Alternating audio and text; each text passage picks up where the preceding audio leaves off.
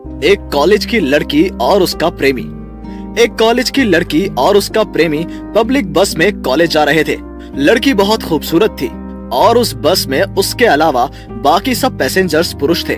4 से 5 गुंडे अचानक बस को अपने जिम्मे में कर लेते हैं और ड्राइवर को सुनसान सड़क से ले जाने को मजबूर करते हैं। इसके बाद वो लोग लड़की के पास जाकर उसके प्रेमी को जोर से धक्का मारते हैं और लड़की को खींचकर बस की सीटों के बीच जमीन पर लेटा देते हैं।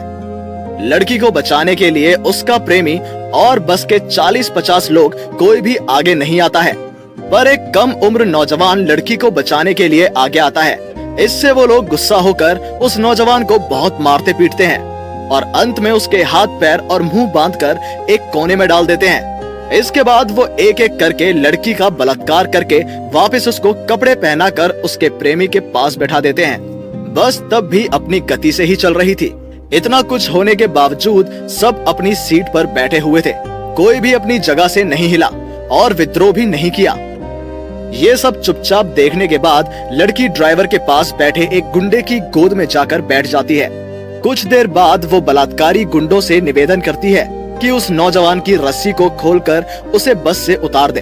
लड़की का ऐसा निवेदन सुनकर सब गुंडे दंग रह गए और खुशी से उस नौजवान को बस से उतार दिया। उसके बाद लड़की थोड़ी देर और एक गुंडे की गोद में बैठी रहती है और बस की खिड़की से बाहर देखते हुए अपने मन ही मन कुछ सोचने लगती है।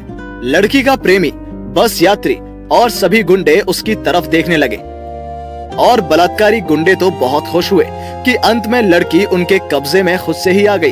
ऐसे में अचानक रास्ते के साइड पर एक गहरी खाई आती है और लड़की बस की स्टीयरिंग को ड्राइवर के हाथ से हटाकर खाई की तरफ मोड़ देती है।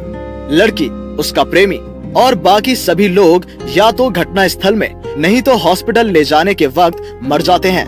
जो लोग अन्याय का विरोध नहीं कर सकते हैं, उसका इस दुनिया में जिंदा रहने का कोई भी हक नहीं है। अगर जिंदा रहे भी तो भी वो लोग डरपोक होकर ही जीवित रहेंगे। अन्याय करने वाला और सहने वाला दोनों समान दोषी कहलाते हैं। अगर समय से कोई अन्याय का विरोध नहीं करता तो इसका फल पूरी जाति को भुगतना पड़ता है। अगर समाज में कोई अन्याय हो रहा है तो सभी को मिलकर उसका विरोध करना चाहिए।